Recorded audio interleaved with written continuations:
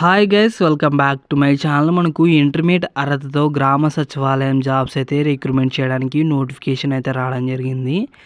దీనికి సంబంధించిన పూర్తి వివరాలు అయితే ఈ వీడియోలో ఎక్స్ప్లెయిన్ చేస్తాను. స్కిప్ చేయకుండా అయితే చూడండి. కొత్త వాళ్ళు ఎవరైనా వచ్చినట్టయితే లైక్ చేయండి, సబ్స్క్రైబ్ చేయండి గైస్. ఇక వీడియోలోకి వెళ్ళినట్టయితే మనకు ఏప్రిల్ 4వ తేదీ అయితే నోటిఫికేషన్ రావడం జరిగిందనమాట.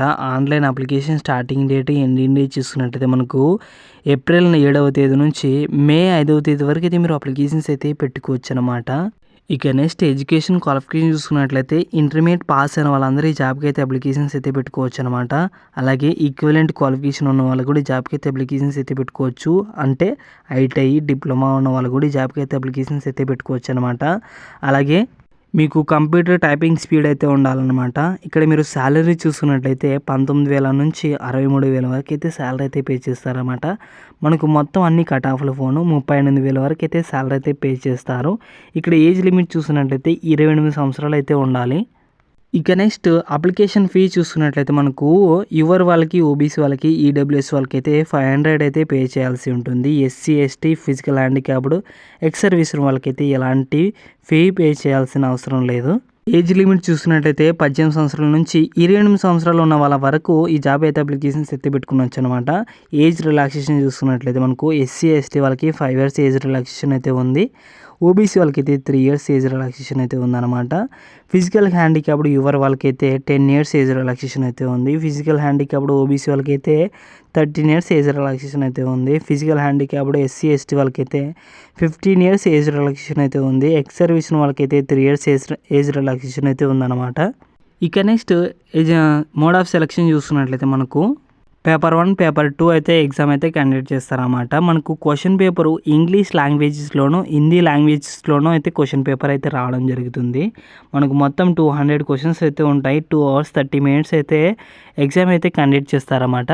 ఇక్కడ మీరు చూసుకున్నట్లయితే పేపర్ 1 చూసినట్లయితే 90 minutes అయితే కేటాయించినారు. మెంటల్ అబిలిటీ టెస్ట్ అయితే ఉంటుంది. 100 questions ఉంటాయి. 200 marksకి 2 marks for every correct answer. మీరు ఏదైతే కరెక్ట్ చేస్తారో దానికి 2 marks ఎక్స్ట్రాగా వేస్తారన్నమాట.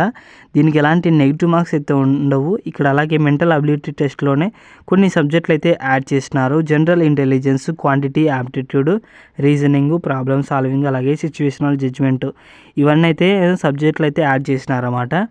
అలాగే పేపర్ 2 చూసినట్లయితే మనకు 1 hour అయితే కేటాయించినారు. జనరల్ అవేర్నెస్ చూసుకున్నట్లయితే 50 questions ఉంటాయి 150 marksకి. 3 marks for every correct answer. మీరు ఏదైతే కరెక్ట్ చేస్తారో దానికి 3 marks ఎక్స్ట్రాగా వేస్తారన్నమాట. దీనికైతే నెగిటివ్ మార్క్స్ అయితే ఉంటాయి. ఇంగ్లీష్ లాంగ్వేజ్ చూస్తున్నట్లయితే 50 questions ఉంటాయి 150 marksకి. 3 marks for every correct answer. మీరు ఏదైతే కరెక్ట్ చేస్తారో దానికి 3 marks ఎక్స్ట్రాగా వేస్తారన్నమాట. దీనికి కూడా నెగిటివ్ మార్క్స్ అయితే ఉంటాయి. అలాగే మనకు టైపింగ్ టెస్ట్ అయితే ఉంటుంది. Junior secretary and assistant general post, junior secretary and assistant store purchase, junior secretary and assistant finance account, ఈ 3 పోస్టులకు గాను టైపింగ్ టెస్ట్ అయితే ఉంటుందన్నమాట.